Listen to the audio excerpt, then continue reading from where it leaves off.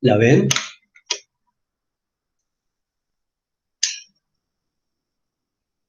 Chicos, ¿ven la pantalla? No, profe. No. Ahora tampoco, ¿no? Te vemos a vos. A ver, a ver si hay cosas. Ahí está, ahí está. Bien, perfecto. Lo que pasa es que tengo una pantalla adicional y cuando hago esto se ve que no la puede compartir. No, ¿Ahora sí? nos muestra tu nombre y una H y nos dice como que estás presentando, pero ahí está. Ahora sí. Y no se presenta nada. Ok. Bien.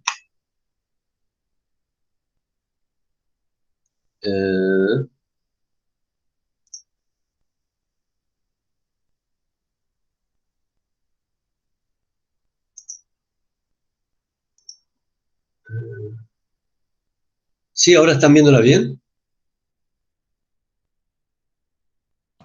Sí, ahora se ve Ok. la pantalla. Si querés, la podés presentar y si no, vemos las diapos al costadito también. Ahí está. ¿Ahí? Ahí, perfecto. Perfecto. Cualquier cosa avísenme si se corta o si no llegan a ver, ¿ok? Bueno, nada, yo quería terminar la clase de conjugación porque en realidad es compleja.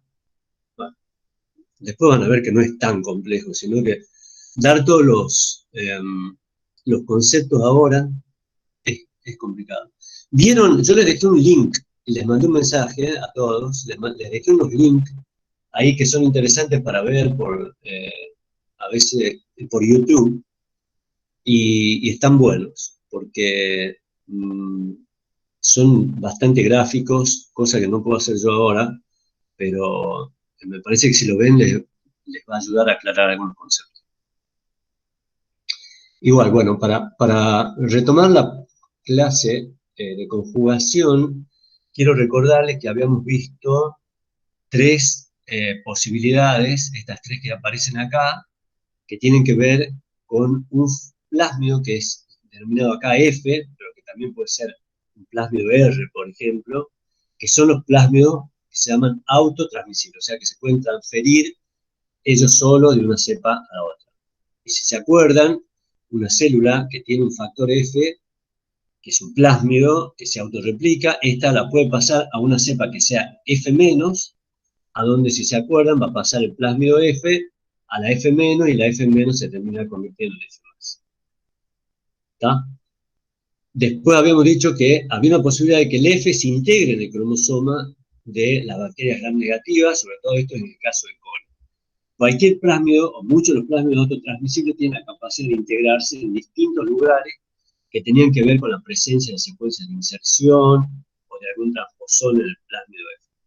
Cuando se integran, forman lo que se denomina una cepa HFR, que es de High Frequency of Recombination o alta frecuencia de recombinación. ¿Tá?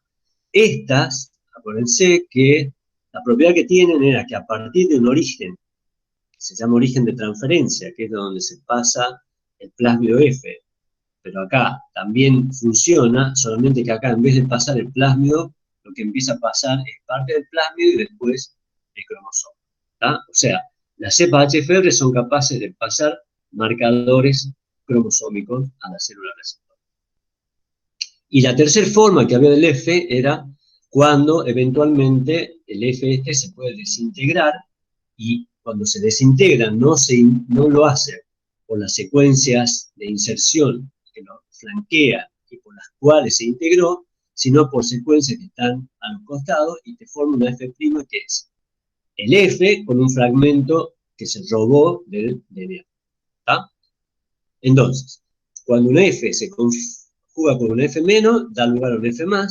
Cuando un HFR se conjuga con un F, nunca va a dar lugar a un F+, acuérdense, porque esto se corta acá, y para que lo que empieza a transferir es parte del F, y después todo el cromosoma de coli, hasta que llegaría después a transferir la colita final, que sería la última parte, pero para que esto quede integrado en el genoma de la receptora, tendría que casi formar dos cromosomas en el receptor y después recombinarse todo un lío, ¿ok? O sea que HFR por F- nunca daría un F+, ¿ok? Y el F' a un F menos sí puede dar un F más de acuerdo si este F queda completo acá o no. ¿Está claro hasta acá? Profe, disculpa que te interrumpa. Te quería avisar que vemos cortada la pantalla, la presentación. Uy, ¿qué ven? ¿Sí? ¿Ahora también? Eh, Creo que no sé si afecta porque vemos los títulos cortados. Hmm, Claro, como que la vemos muy a la derecha. ¿Y eso? ¿Por qué? No tengo idea por qué puede ocurrir eso. Es por cómo lo estás presentando. En proceso del cuatrimestre pasado pasó lo mismo.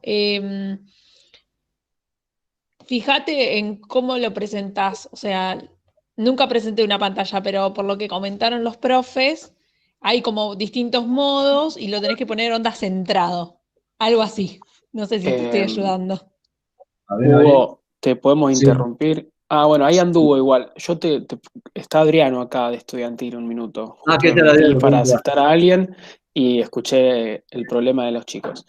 Si vos querés, hay una forma para presentar en donde vos conserves la ventana y no pases a tu pantalla completa y a los chicos se les vea grande. Y así vos podés también ver el chat y ver las caras de los chicos a la vez que presentás. Ah, No qué sé si bueno querés que eso. te indique para ver cómo hacerlo, es relativamente sencillo. A ver, lo intentemos. Vas a presentación con diapositivas ahí en todos los menús que tenés arriba. A ver, ¿a dónde? ¿El menú de qué? Los menús Ah, inicio, presentación con insertar, diapositivas. école, Acá. hay uno que dice configuración de la presentación con diapositivas Sí, y ahí puedes en tipo de presentación ponerlo ventana, en la segunda opción, la segunda examinada de opción. forma individual.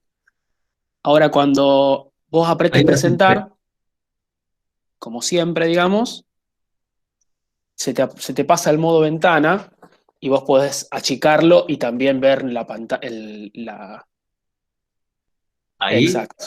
Claro, nosotros ahí seguimos viendo lo tuyo, no vemos más nada que Ah, solamente perfecto. esta ventana y vos podés vos sí podés ver la ventana nuestra, por Ah, veo un ejemplo. poco arriba ahí la ventana. Tenés razón. Perfecto. ¿Sí? Buenísimo. Como Muchísimas gracias. gustes. Un abrazo y Un abrazo. salva. Gracias, Saludos. Adiós. Chao, chao. Bien. Bueno, así que siguen viendo bien, chicos, ¿eh? Sí, ahora se ve completa. Perfecto. Bueno, entonces, estas tres diferentes formas, digamos, que se puede transferir el F y centrándonos un poco más en la HFR, lo importante era que la HFR entonces, cuando empezaba a ingresar el cromosoma a la célula receptora, o sea, a la célula F-, acá el punto que se nos presentaba era qué pasaba con el DNA entrante. De hecho, el DNA cromosómico acá de la receptora y el DNA que está entrando es el mismo, ¿verdad? O muy similar, porque esta va a ser una coli que va a pasar a otra coli. Ahora, lo que yo también les había comentado es que si uno utiliza la cepa dadora que tiene determinadas mutaciones en algunos lugares del cromosoma y la célula receptora no tiene esas mutaciones, cuando ese DNA que ingresa a la célula receptora se presente, va a haber lo que se llama recombinaciones homólogas. O sea, entrecruzamiento entre el DNA cromosómico de la receptora y el de la dadora. Eso va a dar lugar a que, por ejemplo, ¿se acuerdan? Esta es la otra que yo le había presentado, que si la cepa receptora, que es F-, tiene leucina menos, arginina menos, metionina menos, y la dadora, o sea, el DNA entrante es leucina más, arginina más, metionina más, ¿qué quiere decir este menos y más? El leu más o arg más acá está dado de una manera que te dice, esta cepa tiene todos los genes que van a sintetizar la leucina, ¿verdad? Están como la salvaje, en el tipo wild type. Y esta tendrá una mutación en uno de los genes que lo vuelve auxótrofa para la leucina. No estamos diciendo qué gen exactamente es, ¿ok?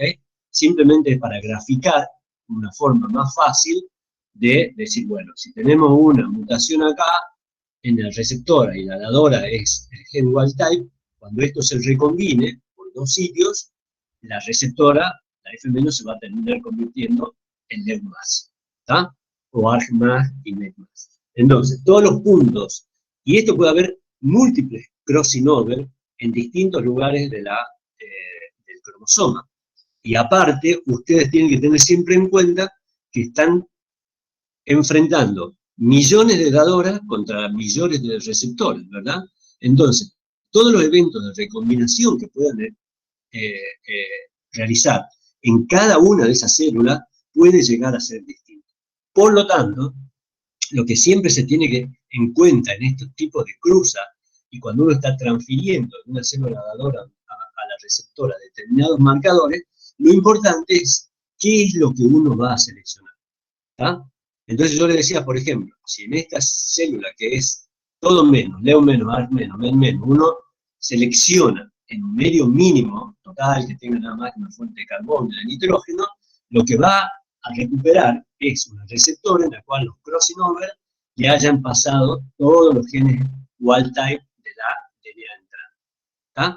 Pero si yo pusiese, por ejemplo, en el medio metionina y arginina, como en este caso, y me van a crecer todas las F-, excepto aquellas F- que hayan recibido también el gen LEU+ por un crossing over a partir del DNA. Y ahí, si ustedes ven estos distintos ejemplos, lo que van a ver es que de acuerdo a la selección que yo ponga en el medio de cultivo, va a ser el gen que yo estoy seleccionando, el genotipo y fenotipo en ese caso que yo selecciono. Después, los otros marcadores pueden pasar un montón de cosas. Puede ser que hayan pasado o no hayan pasado. ¿Me entienden? O sea, por eso acá lo más importante es que ustedes piensen en que las selecciones que uno haga da lugar a las células que recoja, pero después cuando uno hace un análisis secundario de todos esos transconjugantes, para los otros marcadores puede ser que haya quedado como un ARG menos, o ARG más, o MET menos, o MET más. ¿Está? Eso es importante que le quede claro. ¿Ok?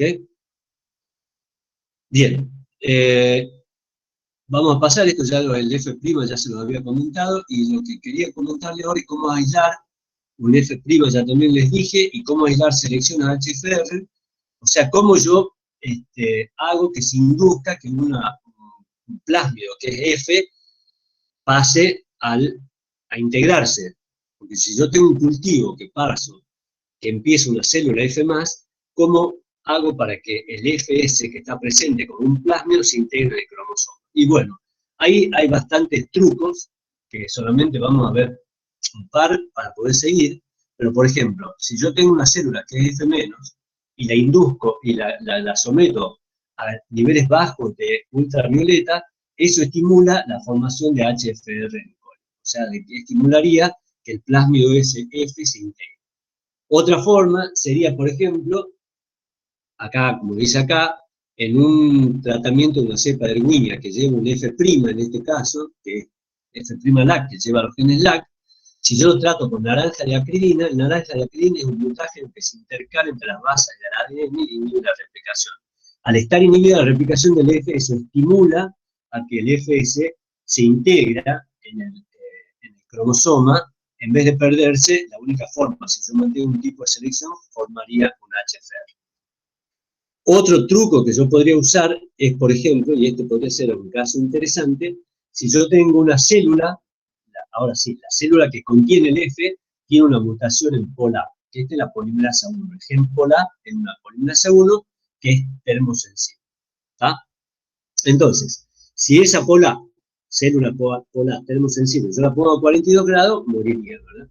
Porque el POLA tiene una mutación que la vuelve termosensible. Si llevase un plasma del grupo incompatibilidad INC-P, esto, al pasar esta célula polar termosensible a 42 grados, no crecería, pero si el plásmido que está como plásmido se integrase en el cromosoma, el origen de replicación de ese plásmido que se integre en el cromosoma le permitiría vivir a la célula. Entonces, fíjense ustedes que uno podría hacer que un plásmido conjugativo del tipo INC-P que está como plásmido, por este truco que yo hago, seleccionaría a las células a 42 grados que crezcan, y eso estaría indicando que ese plásmido que estaba como tal, ahora se integró. Como ven, son distintas estrategias que uno puede utilizar para incrementar la posibilidad de que ese F o R se termine integrando en el genoma de la célula que lo contiene, y así se transforman en un HFR.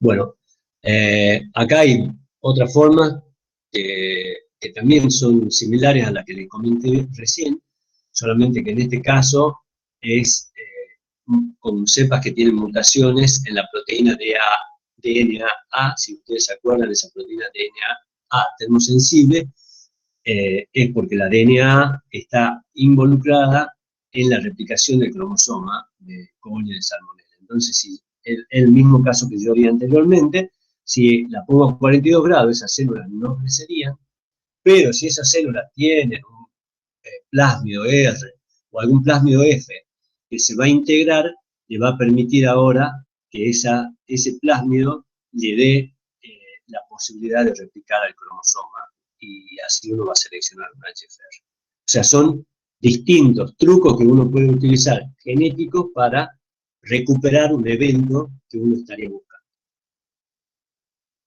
Esto lo vamos a ver más tarde, en otras clases, cuando veamos transposón y le quede más claro cómo hace un transposón replicativo para integrar otro replicón. Y acá le quería comentar brevemente dos cosas. Una es todo lo que hablamos hasta ahora, digamos, de los F, los HFR, todo esto ocurre en gran negativo, a donde ya dijimos que se forma todo ese complejo que está codificado por los genes TRA o por los genes PTR, ¿verdad? Que son los que se encargan de preparar y pasar el DNA, y los MPF, que involucran a los genes TRA, que arman todo el aparato, digamos, que se va a presentar en la membrana para permitir que ese plásmido pase de una cepa a otra. Sin embargo, este sistema es totalmente distinto en gran positivo. Y uno de los más estudiados, porque tiene mucha importancia en la clínica, es el caso de Enterococcus fecalis. Este Enterococcus tiene unos plásmidos que lleva genes de virulencia y otros genes de resistencia a antibióticos, por lo cual transmite con mucha facilidad esos genes que le van a conferir a la cepa que lo adopte, que le va a permitir entonces que se vuelvan resistentes o más virulentes. Pero el mecanismo que utilizan para transferir es completamente distinto a lo que ocurre en los gram negativos. Y acá, este es un ejemplo, se ve muy chiquito, pero en el libro lo van a ver mejor y lo van a entender. Pero acá la cepa A va a ser una cepa de Enterococcus, las cuales llevan codificado dentro del cromosoma del Enterococcus, hay un montón de genes muy pequeños que codifican para lipoproteínas, para lipopéptidos, que actúan como feromonas, ¿no? Acá ven ustedes que son pro-CAD1, pro-CPD1, pro-CFI. Todo esto son feromonas que son pequeños, se producen como propéptidos, llegan a la membrana, se cortan, y son péptidos de 7 a 8 aminoácidos, y esos péptidos, que acá ven como CAD1, por ejemplo, tomamos lo que hacen es ahora, van a una cepa de Enterococcus que sí tiene el plásmido, ¿no? Ahora, esta cepa que tiene el plásmido, fíjense, ese plásmido está codificado para algunas proteínas de membrana como TRA-B, TRA-C en este caso. Esta CAD1, esta feromona, es sensada por una proteína que en se llama TRA-C. Entonces esa CAD1 se pega a TRA-C, y a través de TRA-C después hay unos poros que se forman en la membrana, y esto hace que el CAD1 ingrese a la célula, ¿está? Entonces, una vez que CAD1 se ha unido a TRA-C, ¿está? Este TRA-C pasa el péptido a una permeasa de péptidos, y este CAD1 ingresa entonces a la célula que tiene el plásmido. Y ahora se dirige y va a interactuar con una proteína que es un regulador transcripcional que normalmente tiene reprimido todos los genes TRA de este plásmido. Los genes TRA, que también son similares a los genes TRA que habíamos visto para el F. Pero está reprimido normalmente. Ahora, cuando esto se pega acá a esta proteína, hace que se despegue, y ahora cuando se despega, se expresan todos los genes TRA que están acá. Y ahí, esta célula que tenía el plásmido, ahora va a empezar a ver la forma en que le transfiere el plásmido a la proteína, a la célula receptora, o sea, a esta célula A, ¿sí? Y lo que hace es, lo primero que se expresa acá, cuando esto ya se permite que haya una transcripción, una traducción de todas estas proteínas, que una proteína que se llama ASA, ¿sí? Se va a ir y se va a instalar en la superficie de esta célula que tiene el plásmido. Y esas proteínas ASA ahora atraen a la célula receptora. Acuérdense cómo funcionaba el pili en las células que tenían el F. Bueno, acá son otras proteínas que se van a pegar y atraen a la célula a la cual el plásmido va a ser transferido. Y entonces, en definitiva, se forma este mating entre la dadora y la receptora, y ahora sí, el plásmido pasa igual que en el otro caso, o sea, a partir de un origen de transferencia que se corta, que también tiene la relaxasa y la amicasa, que es lo que lo va a transferir, y una vez que la célula esta receptora lo recibe a ese plásmido, ahora tiene que decir, bueno, ahora yo ya no quiero más plásmidos. Y para que diga eso, la receptora que recibió el plásmido ahora, ¿qué hace? Bueno, tiene un sistema de exclusión de superficie, que también lo nombramos para el caso de las gram negativas, a donde no permite, por unas proteínas que se instalan en membrana, no se permite que haya o dificulta el contacto de una célula que tenga ya el plásmido con otra célula que también lo tiene. Entonces, funciona eso, y por otro lado, funciona también un mecanismo bastante particular que tienen, que es que este plásmido ahora tiene también codificado un lipopéptido muy parecido al péptido que antes se pegaba tras él. ¿Se acuerdan? Se llamaba CAD1, que era la feromona reconocida por tras él. Bueno, pero el plásmido este también codifica para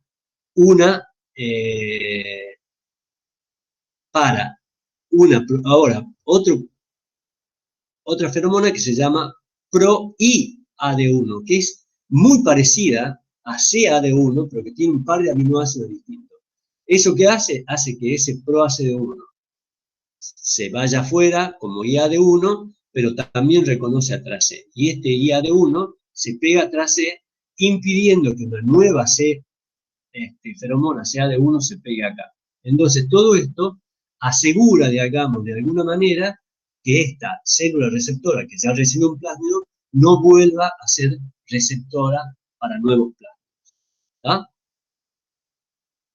Y por último, solo para mencionarle y ya dejarle a Gustavo que continúe con la clase, le quería nombrar estos elementos, que son también elementos conjugativos que se llaman ICE, ¿no? Por elementos integrativos conjugativos.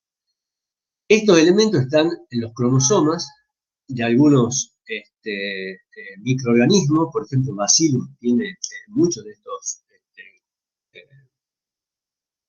elementos, y se los llamó TN, como van a ver ustedes, acá se los menciona como TN 916, porque se pensaba al principio que eran transposones, pero no lo son. O sea, no son transposones y tampoco son plásmidos conjugativos. ¿Por qué? Porque si se fijan ustedes acá, acá hay un ORI-T, ¿sí?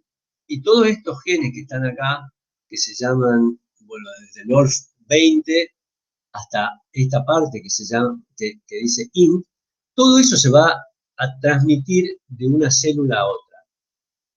Pero, para hacerlo, lo que hay acá son unas proteínas que se llaman INT y CIS. Son proteínas que están codificadas acá, que se llaman integrasa o excisionasas. Y estas proteínas integrasas y excisionasas hacen que se corte en el ORI T y más al extremo izquierdo, se desintegre todo este elemento del cromosoma, se recircularice de una forma bastante atípica, porque donde corta la excisionasa son en dos secuencias que no son iguales, por lo tanto esto no se puede, si bien se puede recircularizar, no se complementan en esta zona, porque son distintas las secuencias. Y esto, que no es un plásmido porque no tiene un origen de transferencia, puede transferirse a una célula receptora, y en la célula receptora, en realidad, lo que va a hacer esto es entrar, y ahora sí, se va a expresar de nuevo esta integrasa que se puede codificar, se puede expresar cuando esto se recirculariza en la receptora, y directamente este elemento ICE se va a integrar en el cromosoma receptor. Entonces, como ven, el origen de transferencia funciona diferente, son ORIs distintos, se integran por una forma que se denomina sitio específica, no por recombinación homóloga ni por transposición, que todo esto vamos a ir viendo las diferencias, sino cómo utilizan sitios muy pequeños que se reconocen tanto en el DNA que se va a integrar como en el cromosoma, y en esos sitios se va a integrar. Y además, como les decía, llevan resistencias a antibióticos. Entonces, esta es una manera muy eficiente de transferir resistencias a antibióticos de una célula a otra, que no tienen que ver con recombinación, que no tiene que ver con la conjugación clásica que vemos anteriormente en los plásmidos conjugativos, y que tampoco va a tener que ver con transposición. Son elementos distintos que lo que hacen entonces es poder desintegrarse en lo que sería el dador, y después integrarse por un tipo de recombinación sitio específico en el DNA de la célula que los recibe. ¿Ah? Entonces, todo eso, digamos, completa la clase de conjugación, y no sé, bueno, si hay alguna pregunta ahora, para que yo les aclare algo, y si no, ya pasaríamos a la clase de Pau, que va a dar... Profe, tengo una pregunta. ¿El mating se hace de la misma forma? O sea, ¿tiene los genes TRA? Sí, exactamente. Los genes TRA arman todo el aparato de una manera muy parecida a lo que armaban en la célula gram negativa y que vimos en la clase pasada.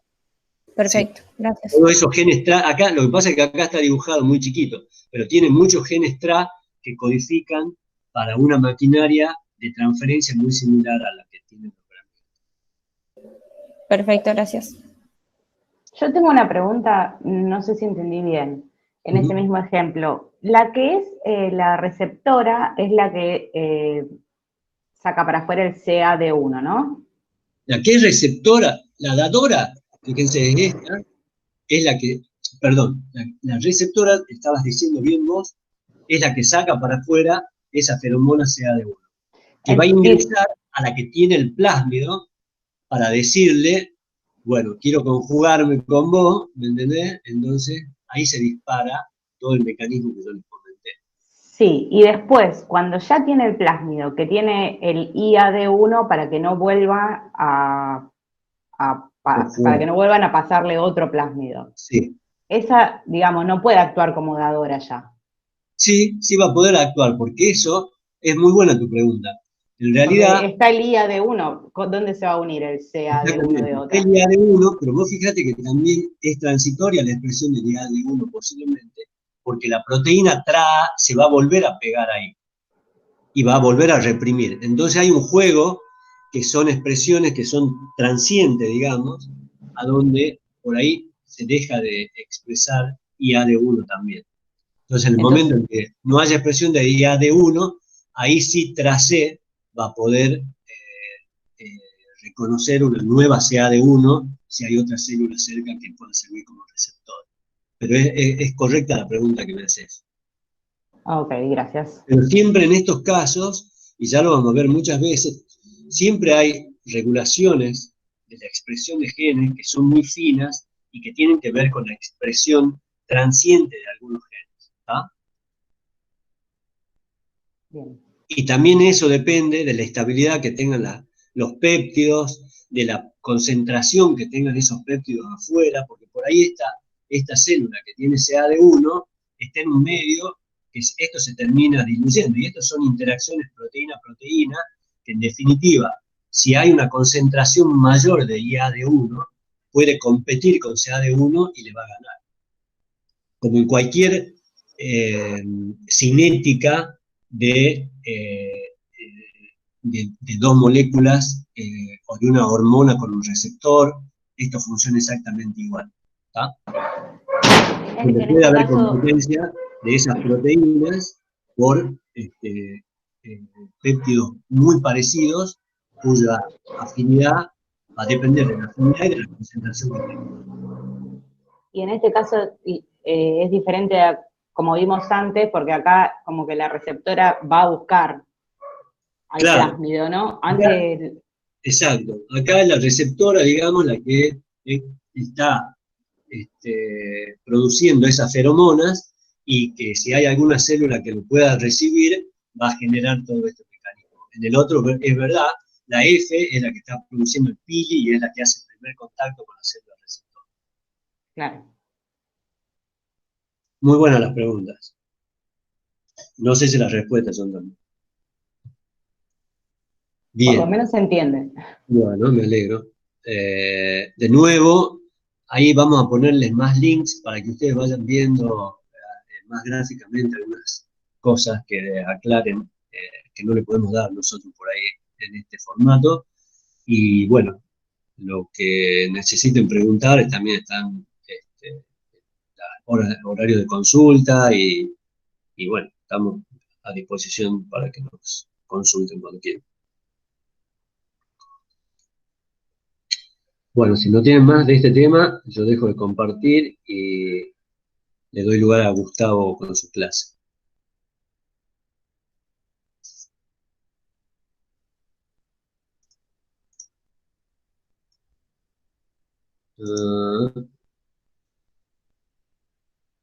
La última pregunta que se me ocurrió recién. ¿Sí?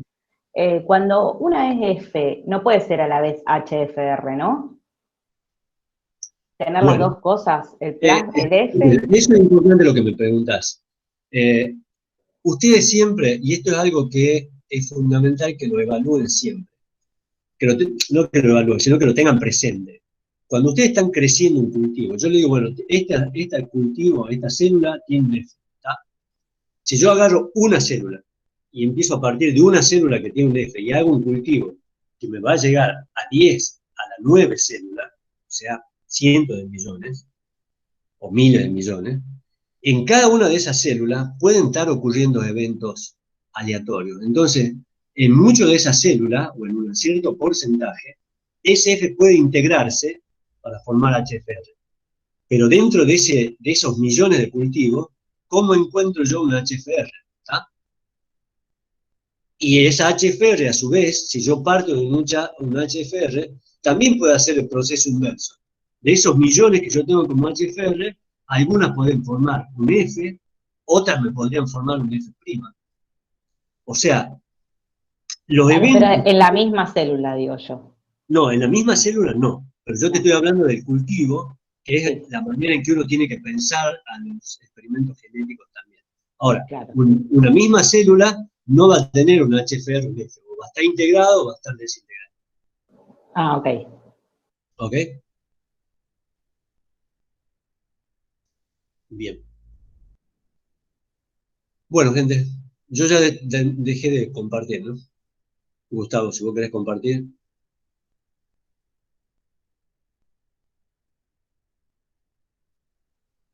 Bueno, chicos. Ahí está. Por lo pronto activé el micrófono. Está.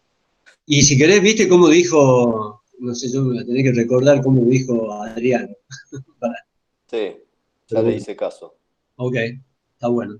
Entonces, presentar ahora toda tu pantalla. Bueno, toda tuya la clase. Bueno, gracias chicos, hasta luego. Bueno, profe, adiós. Adiós. Nos vemos. Chao, chao.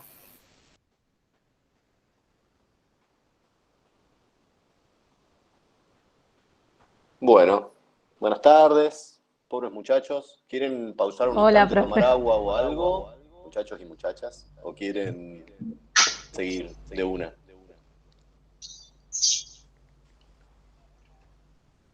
Seguimos, ¿Ustedes están seguimos. viendo lo que estoy presentando? ¿Ven grande el PowerPoint o no? Lo vemos, pero pequeñito. Va, ¿Lo ven? Como lo estoy viendo yo. claro. Vemos A tu ver. cara, la nuestra.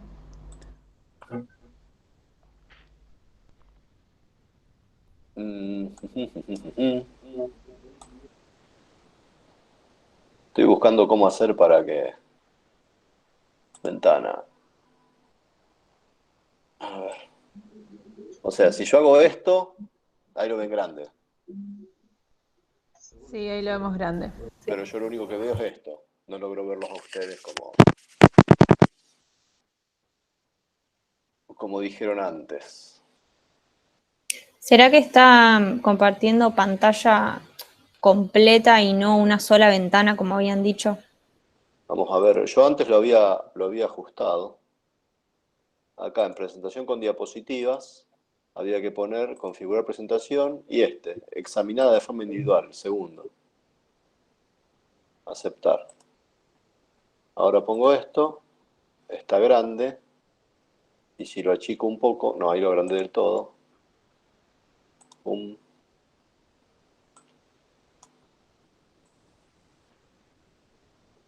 ¿Qué ven ahora?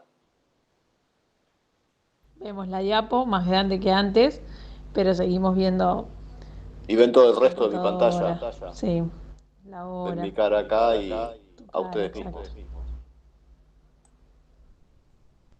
Bueno. Pero ahí está bien de último. Bueno, creo que se ve, ¿no? Alcanzan a ver. A ver si lo puedo agrandar un poquitín más. Igual yo no llego, a mí lo que me gustaría ver, pero creo que no lo logro ver de todas formas, es al que habla, digamos. Pero, bueno, Hugo se quedó conectado. Por ejemplo, si alguno de ustedes habla, no aparece acá. Sí, Me mira, parece que profe. tenías que poner compartir ventana o algo así. ¿En dónde? ¿En PowerPoint o acá? En el Meet. Creo que en Gustavo, PowerPoint. perdón, estoy escuchando, perdón, quedé con el micrófono abierto. Dos preguntas tengo yo sobre Meet. Una, ¿cómo hago para ver al que está hablando? No sé. Lo que yo hice recién que me dijo el chico lo tenés que hacer en el PowerPoint. Sí, eso lo hice. O Ah, sea, acá en PowerPoint vine a... O sea, a ver, ya te digo.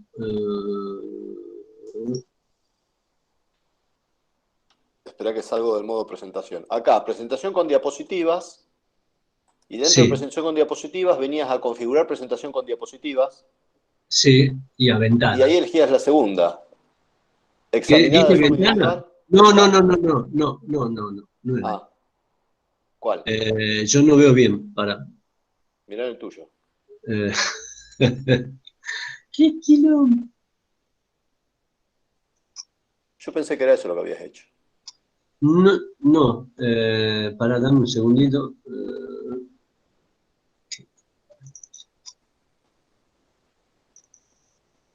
Estoy abriendo de vuelta para ver qué era que yo hice. Me parece que presentación con diapositivas, Sí, configuración de la presentación con diapositivas, sí. y a la segunda que dice examinar Por eso, es la que tengo de marcada. forma individual ventana. Así la tengo.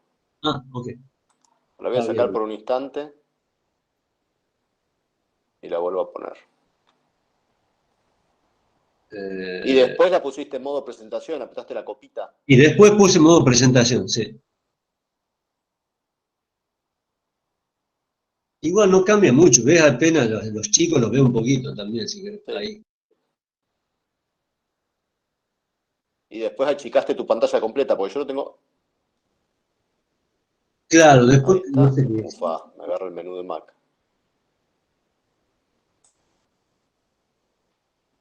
Bueno, vamos a hacer así, vamos a achicarlo de un costado nada más. Claro, yo la había achicado.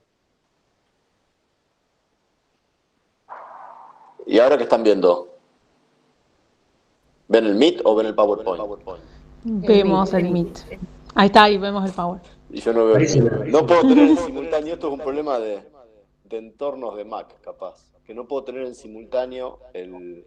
Bueno, no importa. Me voy a perder Profe, siempre esas caras y me voy a dedicar a la clase. lo que te iba a decir es que vos podés saber quién está hablando porque generalmente te suben entre los primeros 4. Sí, igual voy a dar la presentación así y no perdamos más tiempo porque ya arrancamos tarde, así que no les voy a ver las caras. ¿Arrancamos con fagos? Dale. Bueno. Fagos o bacteriófagos son ni más ni menos que virus. Estamos en época de virus, así que el tema es bastante relevante. Lo que tienen de particular este tipo de virus es que infectan a bacterias.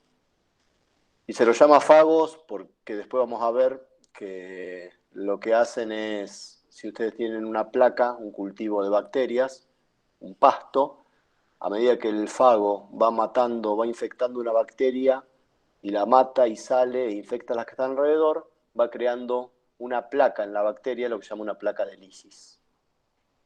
Entonces pareciera como que el virus se va comiendo el cultivo y por eso viene del griego fagos de comer.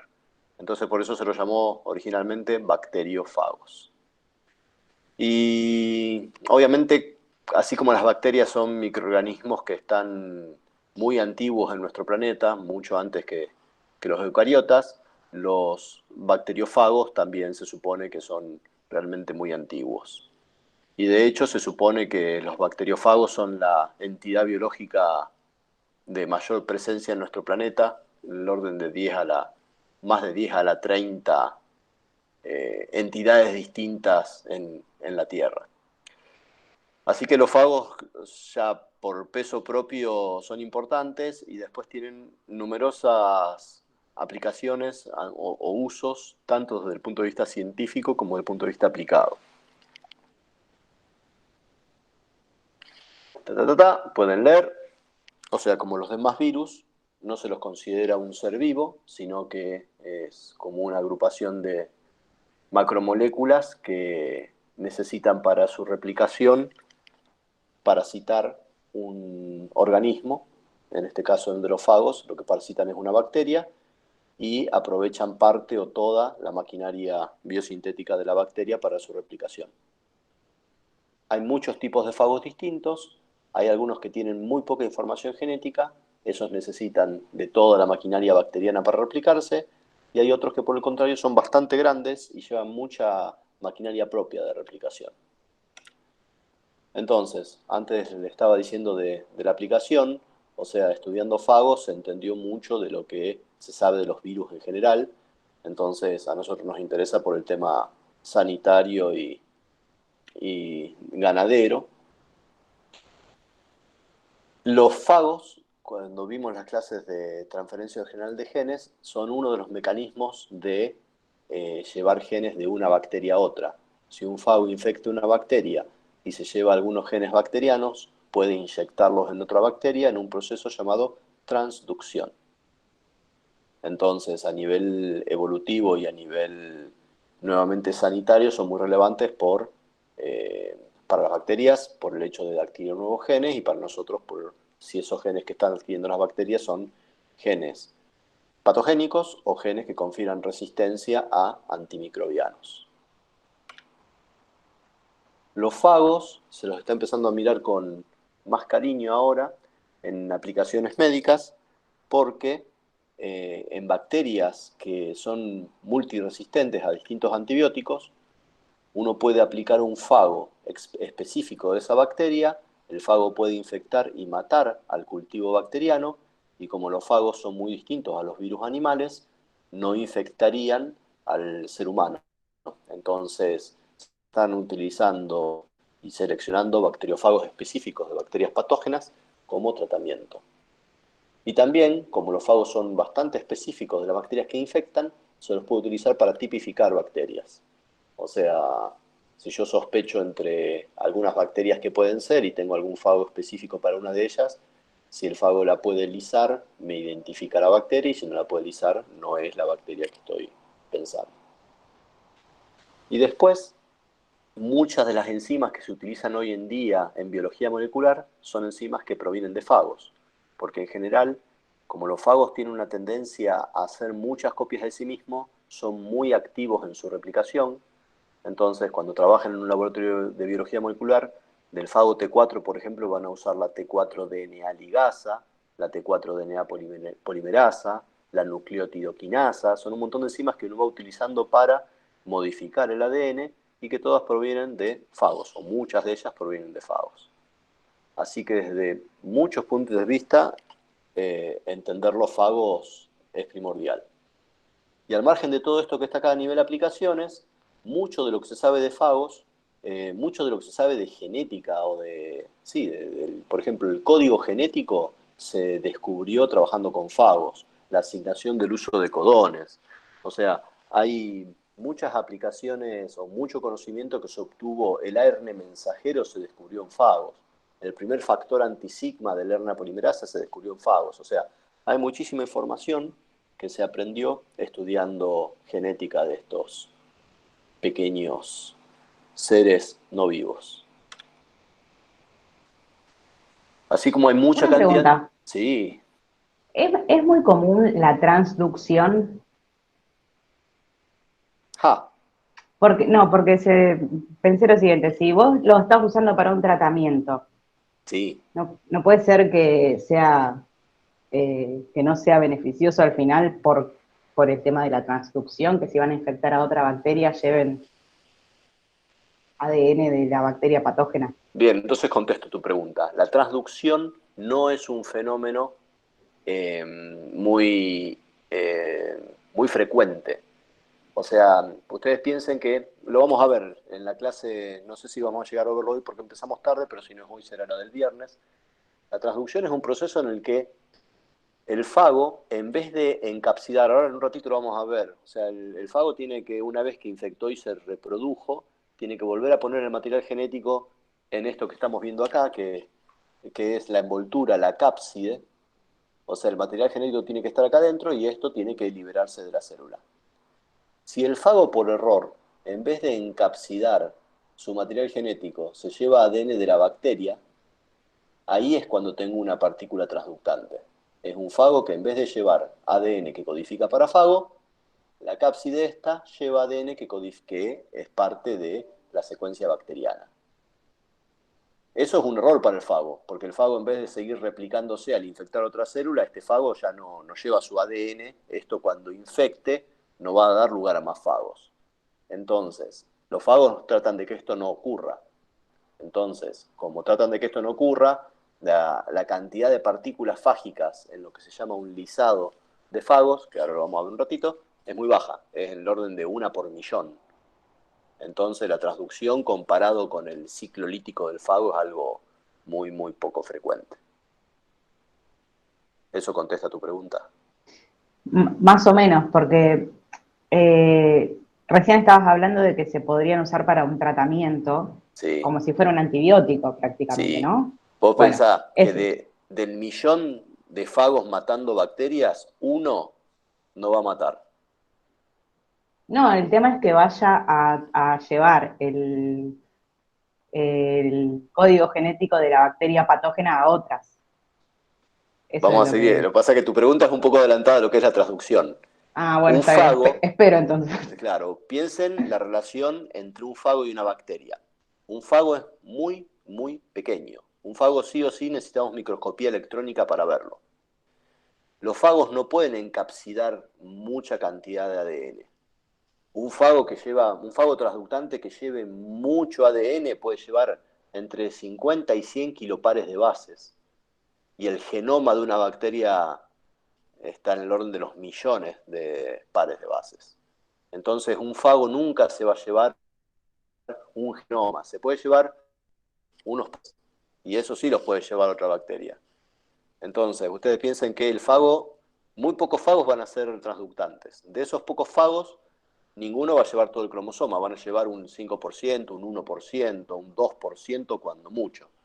Entonces justo tiene que haber agarrado ADN de esa bacteria y que sea el ADN patogénico, digamos. Y este Claro. fago es muy específico de la bacteria que infecta, o sea que tampoco va a poder, suponete que vos tenés una legionela o una micobacteria, que los fagos se están mirando bastante para micobacteria por el tema de lo difícil que es tratarla con antibióticos. Entonces este fago lo que va a infectar es otra micobacteria, no va a infectar tu Escherichia coli que tenés en el intestino. Entonces no es que va a propagar a otras bacterias, sino que este fago infecta solamente la misma bacteria que vos estás queriendo eliminar. Así que por Claro. todas esas cosas, es poco frecuente la partícula fágica. Lleva poco ADN y solo infecta a un tipo específico de bacterias, las chances de que esto te desparrame esa patogenicidad es muy baja, está muy controlada. Ok, gracias. Bueno, como ven acá en esta figura, hay muchos tipos de fagos. Los fagos varían en cuanto a su estructura. Hay fagos que tienen cola, hay fagos que no tienen cola. Esto es lo que se llama un fago icosaédrico. Hay fagos que son filamentosos, que ni siquiera tienen esta estructura icosaédrica, no tienen cabeza, sino que son un simple filamento proteico que llevan adentro su molécula genética, digamos, donde esté su información, y lo digo así abierto, porque van a ver que hay ADN simple hebra, muchos fagos codifican ADN simple hebra, otros tienen ARN simple hebra, otros tienen doble hebra el ARN y otros tienen doble hebra el ADN. O sea que todas las combinaciones, ya sea ARN o ADN doble o simple hebra, existen en los fagos. Cuando yo tengo un fago a ARN, lo primero que tiene que ocurrir cuando entra a la bacteria es que una transcriptasa reversa transforme este ARN en ADN de forma de que se pueda replicar y se pueda transcribir. O sea que a veces estos fagos inyectan el ARN y también inyectan la enzima, la transcriptasa reversa. Otras veces aprovechan, el microorganismo tiene que tener la transcriptasa reversa necesaria.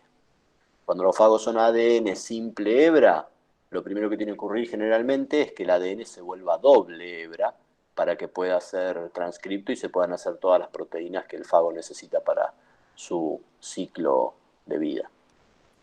¿De acuerdo?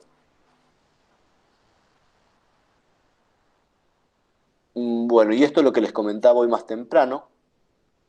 O sea, si esto es un pasto, acá ven dos tipos de placa de lisis. Hay unas muy chiquititas, que son del fago M13, en esta figura, y otras son muy grandes, que son de un fago T7.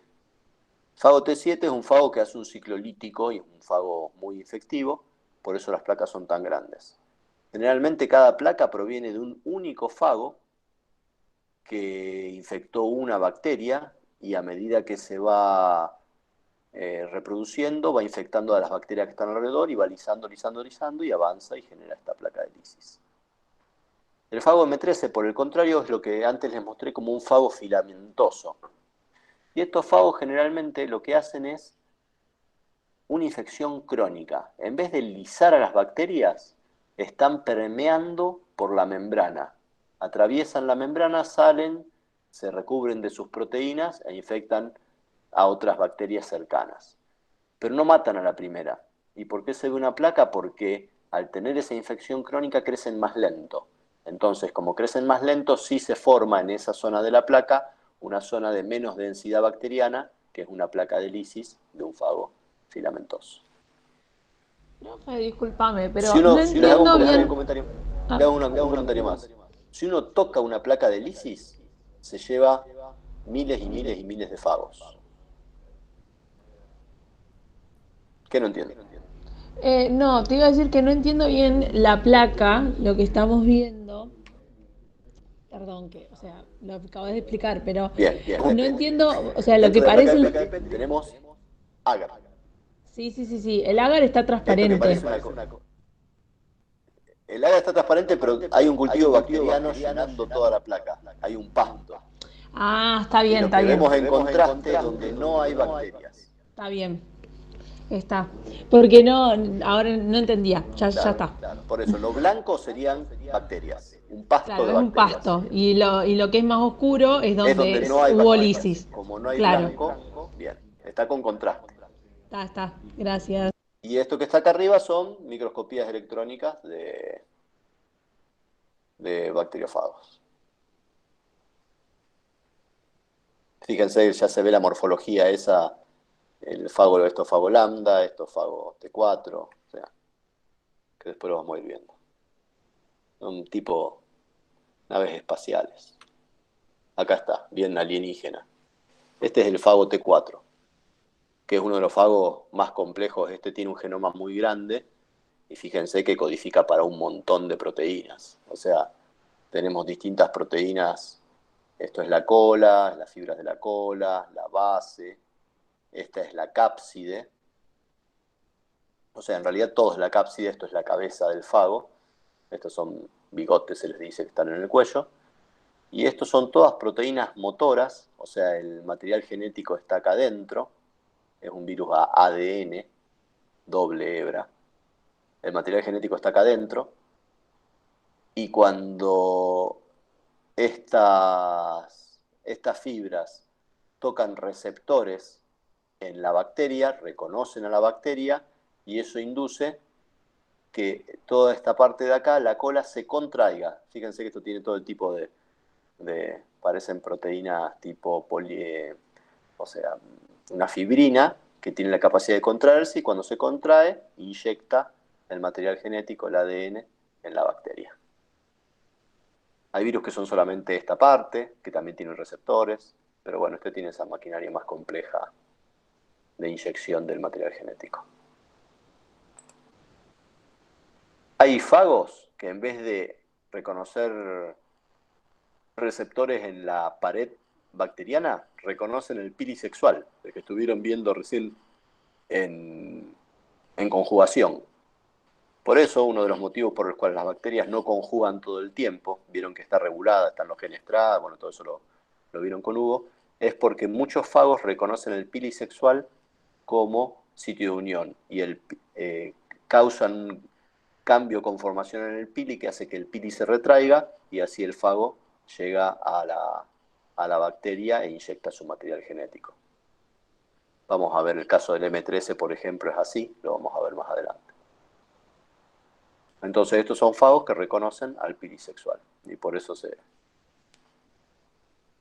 Bueno, acá hay distintos tipos está más explicada lo que es la cápside, la cabeza. Obviamente la función principal de la cápside es proteger el material genético, es dar una estructura en la cual el material genético no sea degradado por RNasas o DNasas o agentes químicos, etc. Y bueno, y generalmente son polímeros de capsómeros que forman discos en el cual se inserta, cuando se encapsida dentro de la bacteria, el material genético. Y dependiendo de la estructura que tengan estas proteínas, es qué estructura va a terminar teniendo el virus. Están los icosaédricos, los filamentosos, bueno, distintos que ya estuvimos viendo.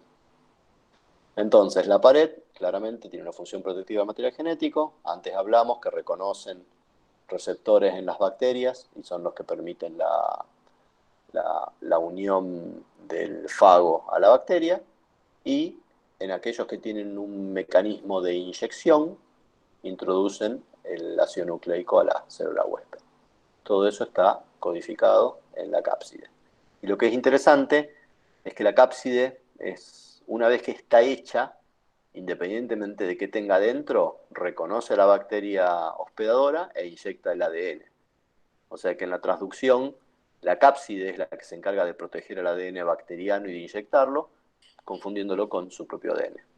La clase que viene vamos a ver algunos experimentos interesantes sobre este tema, sobre qué relación hay entre la cápside y el ADN que lleva dentro.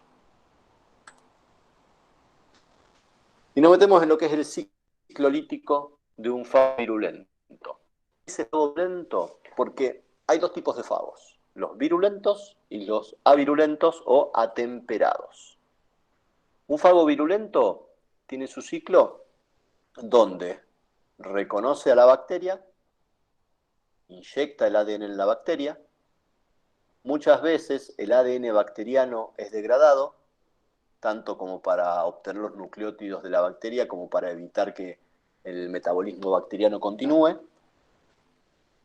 Se replica, hay expresión de los genes a partir del ADN que el fago inyectó.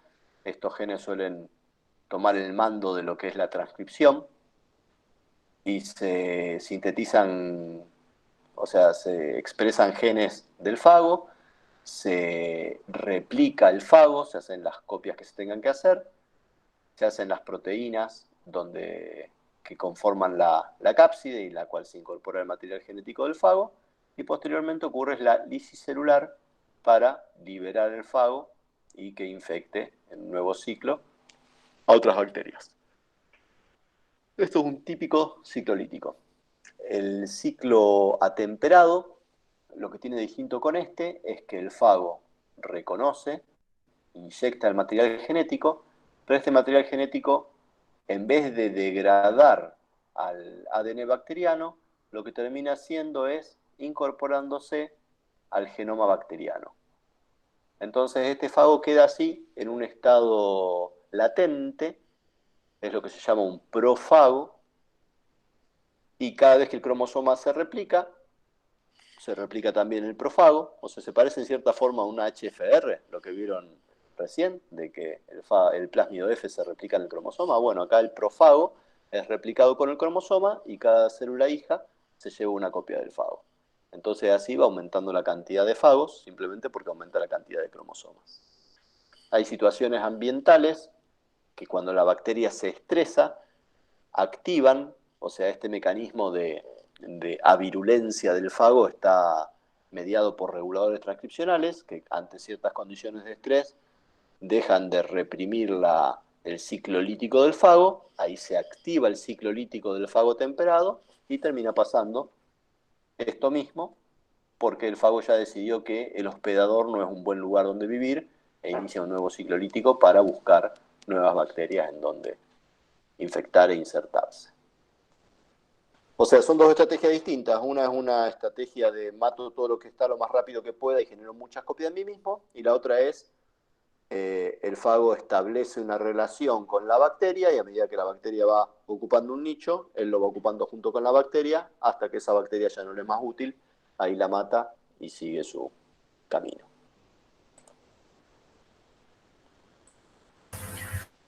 Profe, una consulta. Sí. ¿Las bacterias también tienen un número de fagos necesarios como para la lisis, como es el antibiótico, con una concentración mínima?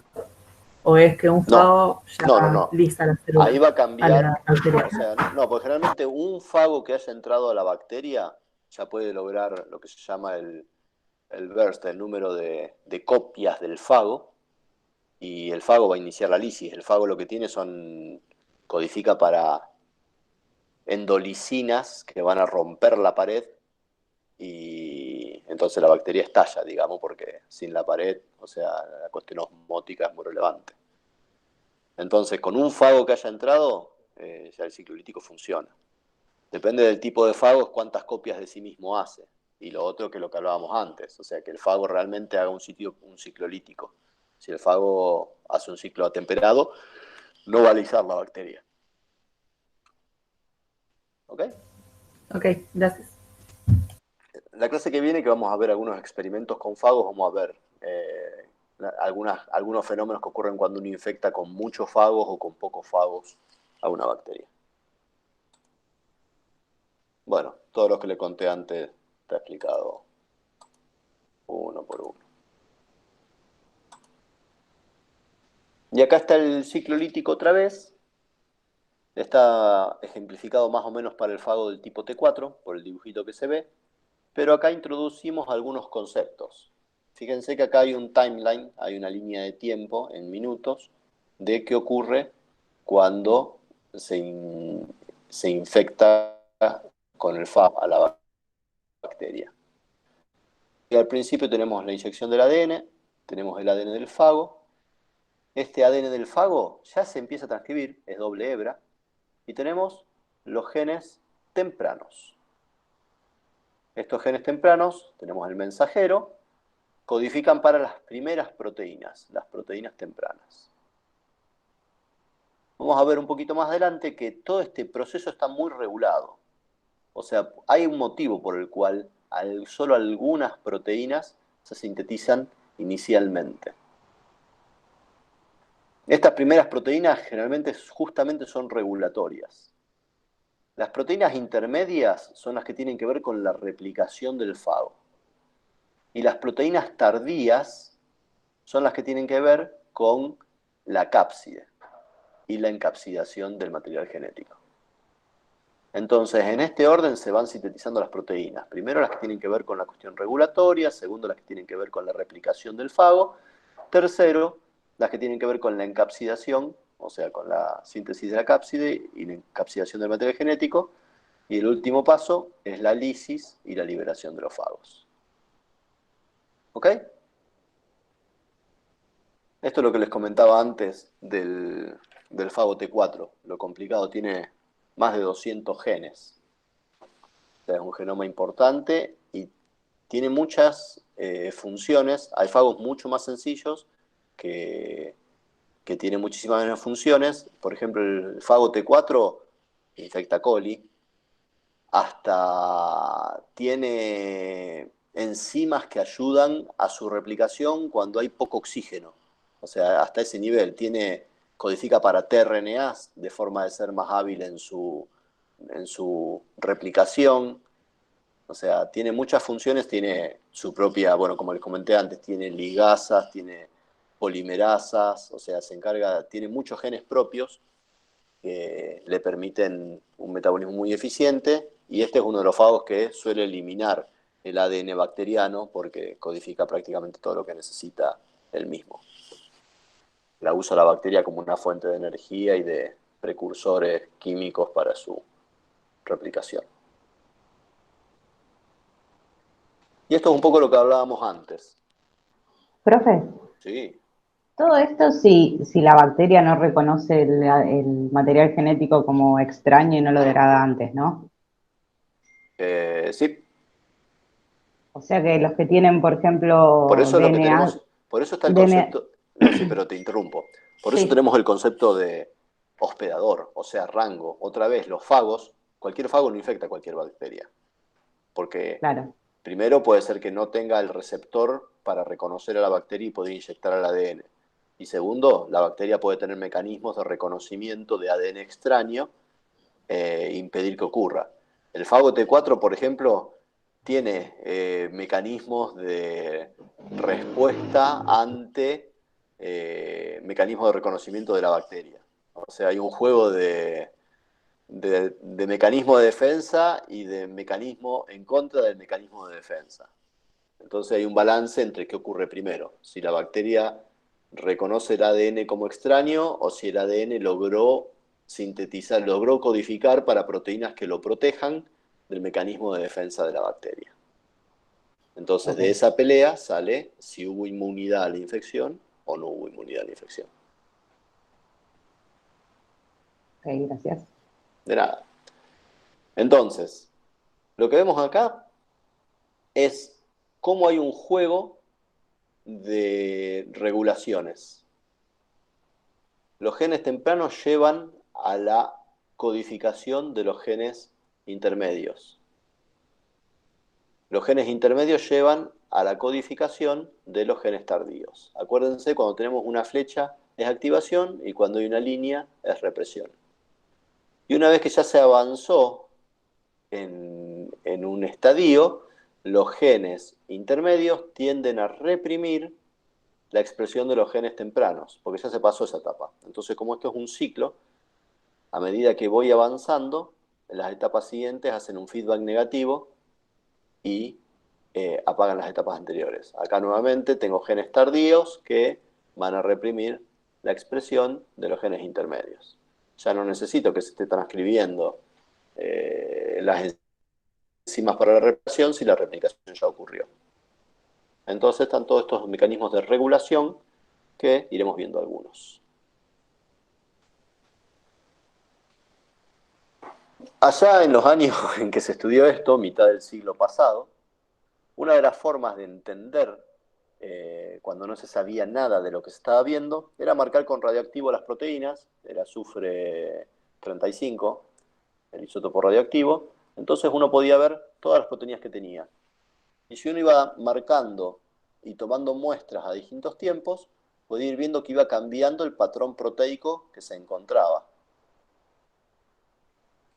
Entonces, así se fueron identificando a las proteínas, se las llamó P por proteína, y el tamaño generalmente, o sea, el número que se le ponía estaba relacionado con el tamaño de la proteína, muchas veces. A veces cuando las proteínas se cortaban, migraban distinto, pero así se veía, por ejemplo, fíjense, esta proteína está muy fuerte acá a momentos tempranos, y luego no está más. Entonces, esto es uno de los genes tempranos que hablábamos. Este que está acá, fíjense que está a tiempos largos, pero a tiempos cortos casi no está. Esto es un gen más tardío. Y los que están fuertes en el medio, por ejemplo, este aparece, es un poco temprano, pero está bien fuerte acá y luego va desapareciendo. Es un gen más intermedio. Entonces así fue como se fue identificando a las distintas proteínas. Y lo que se fue haciendo también es tener distintos mutantes, distintos virus, y a medida que tenían mutantes iba viendo qué proteínas desaparecían y así decían, bueno, este virus está mutado en esta proteína en particular, si cuando tengo la mutante esta proteína no aparece. Lo que se veía es que ciertas mutaciones hacían desaparecer varias proteínas. Entonces eso no iba con la noción de un gen, una proteína, que ya estaba hacía mucho tiempo. Y así es como se dijo, bueno, si una única mutación logra hacer desaparecer muchas proteínas, seguramente codifica para el gen regulatorio que impide toda la expresión de una serie de pasos. Bueno, y otra forma de trabajar fue justamente, si yo tengo una mutación que impide el ciclo lítico, la única forma que tengo de rescatar fagos que tengan esa mutación es si tengo una condición en la cual la mutación no esté dando su fenotipo, no se esté expresando. Y para eso se trabajaron con mutantes termosensibles, por ejemplo, que permitían tener una condición en la cual el ciclo lítico funcionara y una condición en la cual la mutación se expresara y no funcionara el ciclo lítico. O sea, podían analizar las dos cosas. Entonces, vamos a ver que para el fago T4 hay distintos mecanismos de regulación que ocurren a distintos tiempos. Como dijimos antes, cuando el ADN doble hebra entra, algunos genes se expresan instantáneamente. ¿Y por qué se expresan instantáneamente? Porque la RNA polimerasa bacteriana, con su sigma 70, el housekeeping, el más activo en fase logarítmica, es capaz de reconocer promotores en ese ADN. Entonces, los genes tempranos tienen promotores que son reconocidos por sigma 70. ¿Ok? Entonces la RNA polimerasa transcribe esos genes tempranos.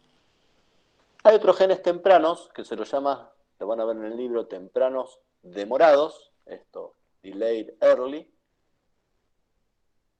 que también son reconocidos por sigma 70, pero sin embargo no se transcriben.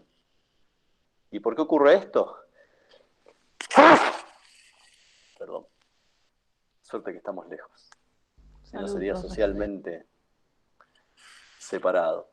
¿Por qué ocurre esto? De que son reconocidos por sigma 70, la RNA polimerasa unida al factor sigma 70, pero no son transcriptos, porque hay un terminador transcripcional.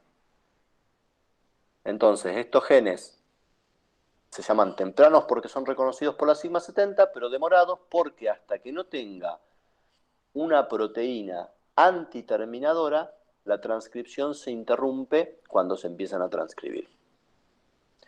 Y justamente esa proteína que causa la antiterminación transcripcional está codificada en un gen temprano. Entonces, cuando los primeros genes tempranos se transcriben, uno de ellos codifica para un antiterminador que se va a unir a estos terminadores transcripcionales y va a permitir que la RNA polimerasa avance, extando los genes tempranos demorados. ¿Bien? ¿Hasta acá estamos? Los genes intermedios ya no son más reconocidos por sigma 70. ¿Por qué? Porque tiene una región promotora distinta. Sigma 70 de coli reconoce la típica Tata Box, digamos, con el menos 10 y el menos 35. Y lo que cambia es que estos genes intermedios tienen un menos 10 y un menos 30, que son reconocidos por una RNA polimerasa. Se achica el spacer. Entonces, este promotor ya no es reconocido por RNA polimerasa sigma 70, que reconoce esto, y hacen falta dos proteínas que son codificadas en genes tempranos demorados, que modifican a sigma 70 y le confieren la capacidad de reconocer esta caja de 30 en vez de reconocer la caja de 35. Una de estas proteínas se llama Asia y la otra se llama MOT. Asia y MOT. Estas dos proteínas se unen a sigma 70, modifican la forma en que interacciona con la RNA polimerasa y le permiten reconocer la caja menos 30 en vez de la menos 35.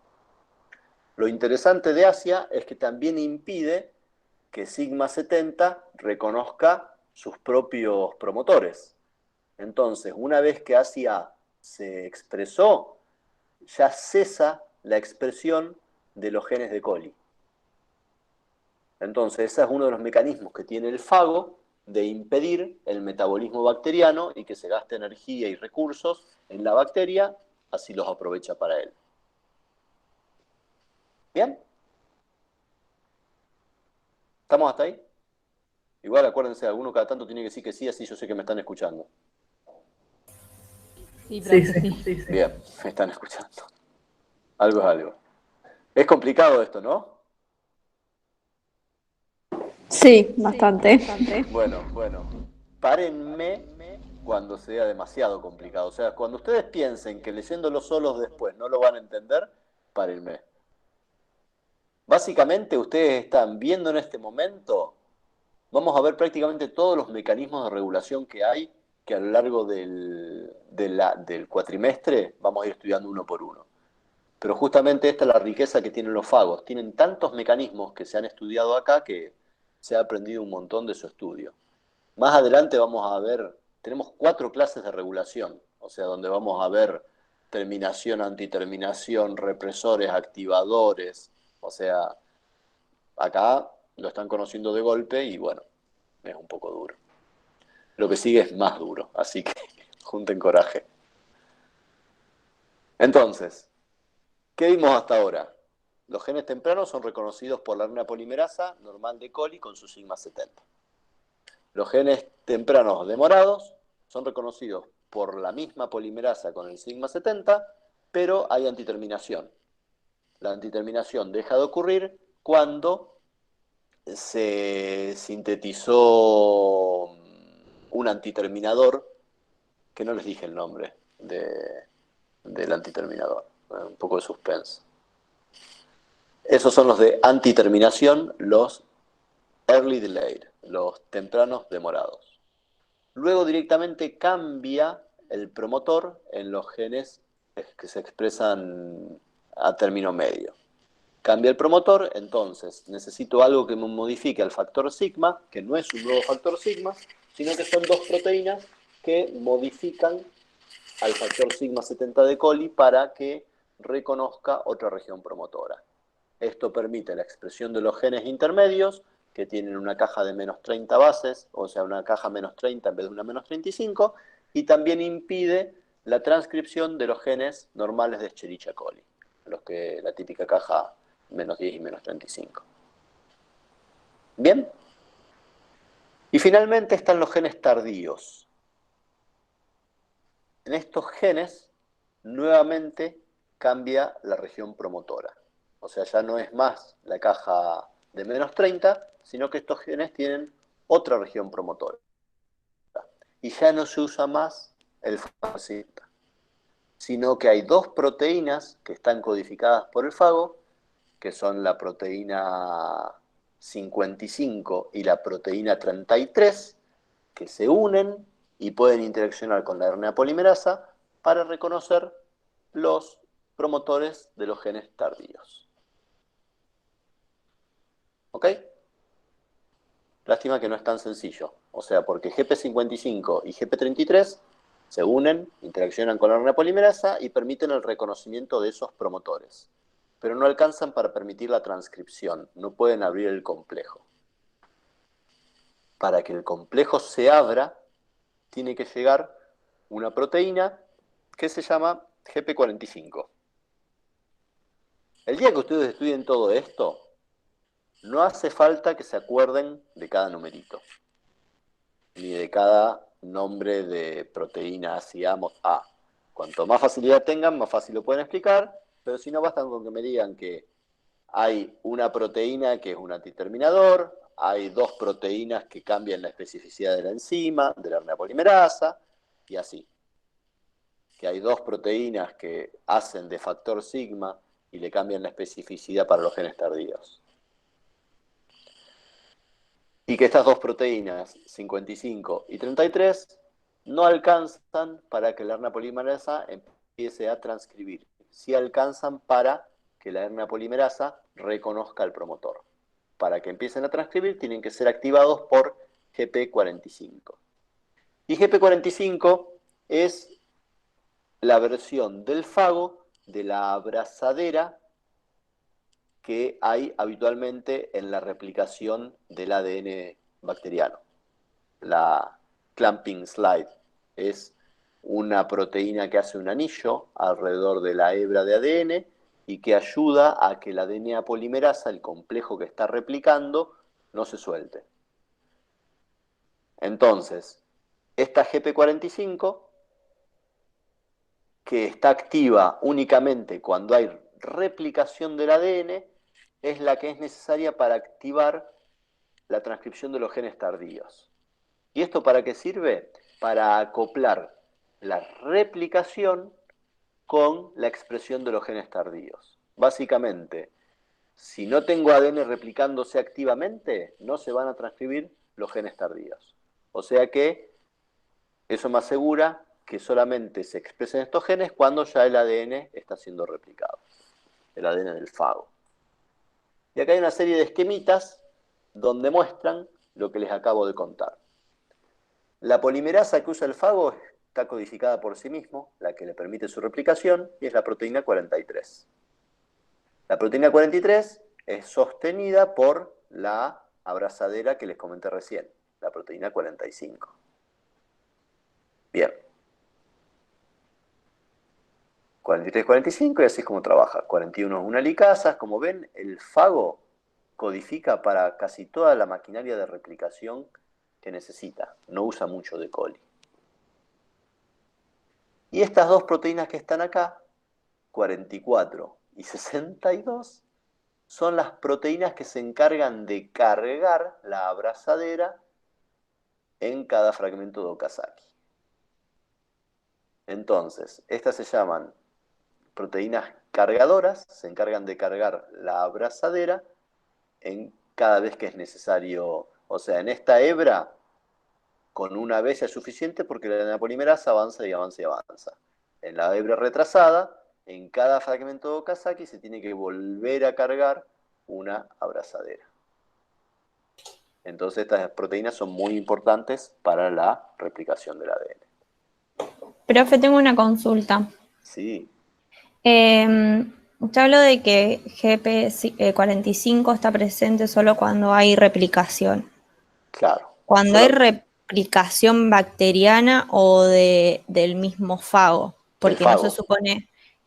porque había degradado el ADN este tipo de fago. Aparte, fíjate que GP45 es una proteína del fago, o sea, claro. Es una abrazadera. Siempre que tenemos GP, o sea, cuando tenemos P, ya es proteína del fago. Si no, son nombres de 3 genes, o el nombre de la proteína, o los 3 POL-A, o sea, con el PRI-A, o sea, todos los genes bacterianos que codifican para las enzimas de 3 letras y una letra mayúscula. Todos los que son de origen del fago P45 o GP45. Perfecto. Bien. Entonces, esto es cómo se carga la proteína 45 en la hebra adelantada y en la retrasada. Y esto es cómo GP45 puede interaccionar con GP33 y permitir la transcripción del RNA. La RNA polimerasa, en vez de esta unidad sigma 70, está interaccionando con GP33 y GP55, que reconocen un promotor tardío y empiezan a transcribir cuando GP45 llega. ¿Bien? Sí, bien, profe. Bien. Hay un detalle. ¿Qué piensan que pasa con el ciclo lítico del fago si GP44 o GP62 se mutan?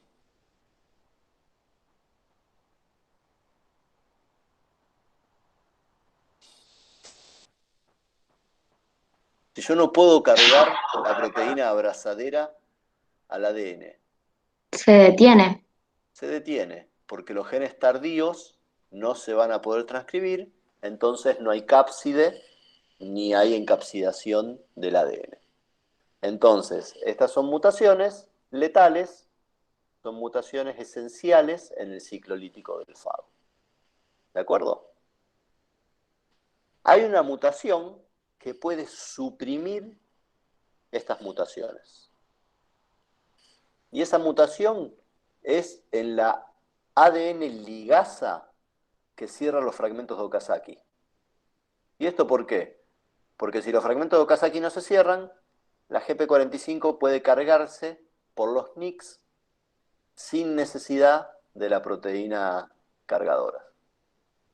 Obviamente todo es menos eficiente porque me quedan los fragmentos de Okazaki trastabillando, digamos, están todos unidos por interacciones con la otra hebra, pero no están cerrados los NICs, pero la proteína se puede unir y puede haber transcripción. Entonces eso es un ejemplo de una mutante supresora. Si yo muto la DNA ligasa, no se cierran los fragmentos de Okazaki, entonces la proteína 45 se puede cargar sola sin necesidad de las proteínas cargadoras. Bueno, detalle de color. Y esto es lo mismo que estuvimos hablando recién, un poquito más complejo, no hace falta. O sea, esto básicamente es el paper, fíjense el año 2001, en el cual esto se terminó de entender. En realidad mucha información viene de antes, pero el modelo final se terminó de entender a principios de este siglo. Y acá está un poquito más complicado. Está la ligasa, la que les dije que podemos mutar para... Esta es la enzima que elimina el RNA que hace falta para iniciar cada fragmento. Está la polimerasa, está la proteína abrazadera, las proteínas que cargan, la helicasa que abre para que avance, la primasa, bueno, está todo lo que ya conocen de replicación del ADN. Y esto es el modelo estructural del mismo paper, no del mismo paper, fíjense 10 años después, donde ya se hizo la estructura, se logró hacer un complejo con el ADN y con todas estas proteínas y sacar la estructura cristalográfica para demostrar este modelo. O sea, al principio fue un modelo planteado en base a mutaciones y luego ya se encontró una demostración estructural de todo lo que estaba planteado. Bueno, y esto es más sencillo, donde está claramente mostrado cómo es la activación. Bueno, esto es un poco lo que les contaba recién, fuimos viendo la cantidad de proteínas específicas propias del fago y el equivalente en Escherichia coli. GP43, que vimos que era la polimerasa, es el equivalente a POL3. O sea, en coli son dos subunidades, GP43 es una única subunidad que tiene todas las funciones. Y bueno, y hay como una equivalencia entre lo que hay en el fago, lo que hay en coli y lo que hay en eucariotas. Bien. Fíjense que no solamente están todas las proteínas de replicación, sino que hay muchas proteínas involucradas en recombinación. Y ahora vamos a ver por qué es tan importante la recombinación para este fago. Por más que todavía no vimos la clase de recombinación. Así que lo vamos a mencionar nomás. Hasta ahora vimos entonces las primeras diapos, o sea, todo lo que estuvimos viendo hasta ahora fue regulación. Ahora vamos a meternos a entender cómo se replica. El fago T4 tiene dos mecanismos de replicación. Y esto tiene que ver con un problema que tienen los seres que tienen ADN lineal para replicar. Si yo tengo ADN lineal, me encuentro con el inconveniente de que las puntas nunca pueden terminar, o sea, me va a quedar un extremo acá que no tiene de dónde transcribirse, o sea, cuando este arranca no tiene de dónde arrancar, y lo mismo le pasa a este. Entonces, cuando yo tengo ADN lineal, no logro fácilmente tener la información de las puntas. Cuando el ADN circular es fácil, porque como es un círculo, arranca y termina. Entonces vamos a ver dos mecanismos distintos que hay de... el fago T4 tiene uno, el fago T7 tiene otro, de solucionar este inconveniente. La primera etapa de la replicación del fago T4 es similar a la que ya vimos para el cromosoma bacteriano. Hay origen de replicación, se empieza a replicar, puede haber un único o más origen, y genero estas formas que son dos hebras de ADN que en realidad las puntas no van a estar completas. Pero ¿qué ocurre? Una vez que se empiezan a acumular estas estructuras de doble hebra, estas puntas no completas pueden invadir otra hebra de ADN. Y al invadir pueden servir de primer para una replicación. O sea, que hay una recombinación homóloga. Esto reconoce en otra hebra una región homóloga y empieza a replicar. Pero ¿qué ocurre? Al pasar esto, esta hebra queda enganchada con esta otra hebra. Y esta que está acá hace lo mismo con otra hebra, esta punta se mete.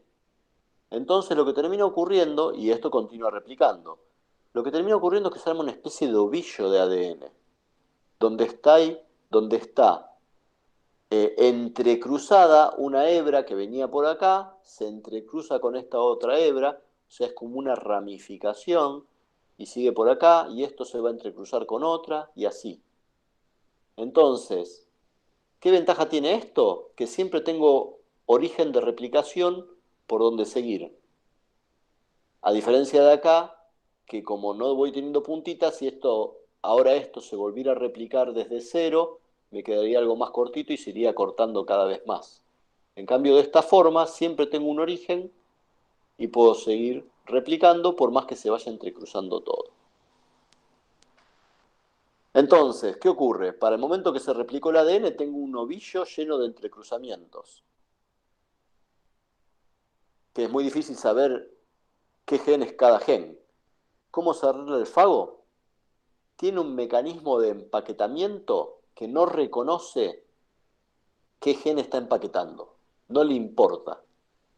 Entonces, lo que va haciendo es ir cortando, corta las ramificaciones y va cortando el ADN cada un poco más del tamaño de un genoma.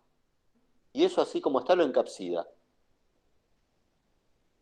Entonces, fíjense, este primer genoma empieza en A y cortó cerca de A. Pero en vez de cortar en A, el siguiente corte lo hace en C, por ejemplo. Entonces, este virus en particular se va a llevar un cromosoma completo de A a Z y se va a llevar A, B y C extra. O sea, tiene que ponerle un 3%, entre un 2 y un 3% más que un cromosoma. El siguiente fago se va a llevar desde D hasta G. Y así se corta. Eso se llama empaquetamiento por llenado de cabeza. Cuando se llenó la cabeza, una enzima corta el ADN y se cierra la cápside.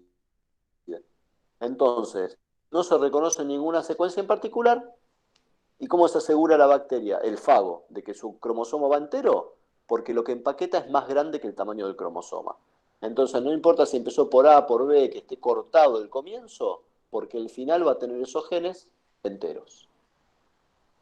Entonces, los distintos fagos que se van generando son permutaciones, el orden no es muy relevante, si empieza por A, por B, por C, lo único relevante es que el cromosoma del fago está completo en cada partícula viral. ¿Ok? Entonces, replicación del fago T4, una etapa típica como la de cualquier cromosoma. Problema que tengo, las puntas van quedando los 5' sin definir. ¿Cómo lo resuelve? Haciendo recombinación. Cada punta se mete en otra hebra y sirve de molde para seguir replicando, y así no me quedo con este problema de que no tengo primer para continuar. ¿Eso qué me complica? Me complica que tengo un ovillo para encapsidar, y ¿qué hace? Va cortando las ramificaciones y cortando el ADN en trozos de un poco más que un genoma. Y eso es lo que empaqueta. Profe, es como que los extremos tienen homología con una parte interna Sí, de la tal cual. secuencia, porque si no, no podrían... Correcto. Aparte vos tenés en cuenta que esto se va haciendo largo, entonces ya empiezan a aparecer más y más y más secuencias terminales que nuevas hebras pueden reconocer. Sí, Gracias. de nada. Hay ciertas homologías de secuencias internas. Fago T7 le pasa lo mismo, pero Fago T7 no tiene todo esto. Es un fago mucho más sencillo. Después vamos a ver en otra slide cómo es el Fago T7. No tiene esta capacidad de recombinar en la replicación. ¿Cómo solucionó el problema? Tiene la misma secuencia en los extremos terminales. Entonces, cuando se replica uno, tenemos este problema de que me queda un extremo corto. ¿Qué hace? Un concatémero con otro que está en la misma situación. Este no pudo replicar este extremo, este no pudo replicar este extremo, pero si se unen, porque son complementarios los extremos del fago, puedo generar un concatémero y continuar. Entonces, lo que tengo ahora, en vez de tener algo todo ramificado y unido, lo que tengo es un concatémero donde hay un fago, otro fago, otro fago, otro fago, otro fago, etc. Y este fago sí reconoce los extremos y corta para empaquetar un cromosoma entero. ¿Y qué se hace? Fíjense que cada 2 genomas tengo una sola secuencia. Acá no está claro si se corta acá, o sea, se corta así y una RNA polimerasa rellena, una DNA polimerasa rellena, o si se descarta un cromosoma cada 2, lo cual sería bastante costoso. O sea que esa hipótesis, o sea, es una posibilidad. Si yo corto acá y corto acá como para quedarme con un cromosoma que tenga los 2 extremos amarillos, digamos, este cromosoma no lo tiene al extremo amarillo porque se lo quedó este, y este cromosoma tampoco lo tiene porque se lo quedó este. O sea que sería cada 2 cromosomas descarto uno. Eso es una posibilidad. La otra posibilidad es que exista un mecanismo que, si esto se cortó así, me replique cada punta. No está claro cómo funciona. O sea, no se pudo explicar todavía. Se entiende que así logra replicar, pero no está del todo claro cómo logra encapsidar.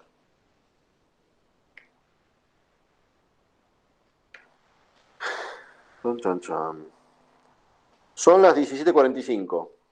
¿Cuán quemados están esos cerebros? Porque la clase que sigue no es tan larga, entonces podemos aprovechar, porque ahora ya cambiamos de tema. No, basta, profe. Demasiada información por un día. Sí, por eso. Me parece que es mucho más útil cortar ahora y continuar la clase que viene. No me acuerdo cuántas slides son en total. Estamos en la 22. No estamos en la 22, estábamos acá. En la 19 y son 40. Está bien, estamos casi en la mitad. Es un buen momento para cortar y terminamos la clase que viene. Sí, me parece que sí. Así que, bueno, la clase que viene... ¿Cómo va a ser? Te hago una pregunta. Tu consulta, días, horarios, ¿cómo arreglamos? No Mi es que, consulta es no es que la vaya a más ir querida esta de todas. semana ya, pero bueno, tal vez la Mi semana que consulta es la viene más querida de todas. Lunes 8 a.m. sí. Ok. Bueno, tampoco está tan mal. Nadie Bien. tiene clase en ese horario. Sí, es lo que me permite trabajar a mí, digamos, cuando no estoy bien. Esta programación, ¿qué era esto? Esa ¿Qué programación tenemos? regulativa es hermosa. Profe, Sí. ¿te tenemos que mandar un mail antes de la consulta o algo? No, yo ¿O todos vos te los lunes a las 8 de conectas? la mañana me conecto. En la página, en la cartelera, está en la cartelera está el horario y está el link que es un Zoom. Listo.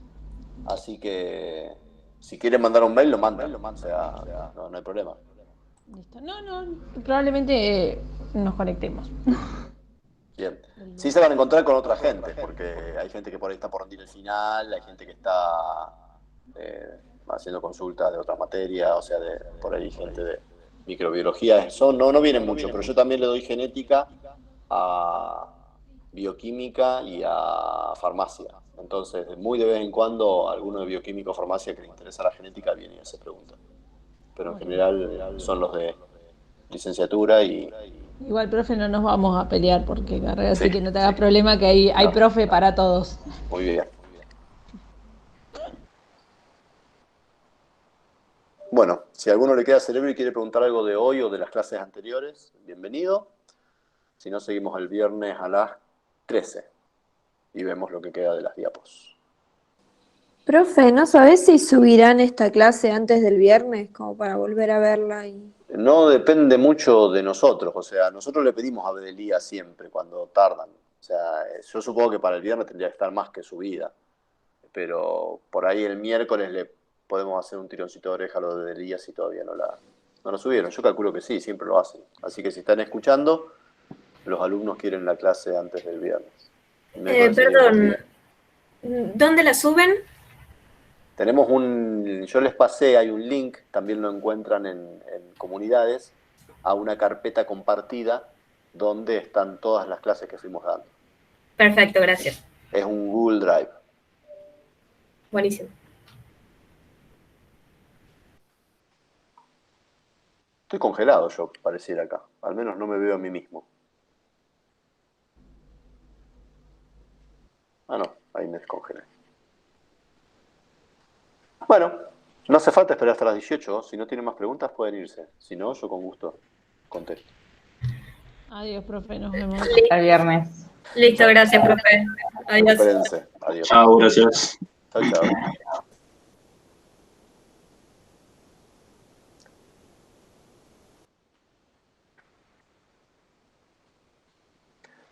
Para la gente de Bedelía, si están escuchando, los alumnos me preguntaban si la clase puede estar cargada antes del viernes, como para que la puedan escuchar y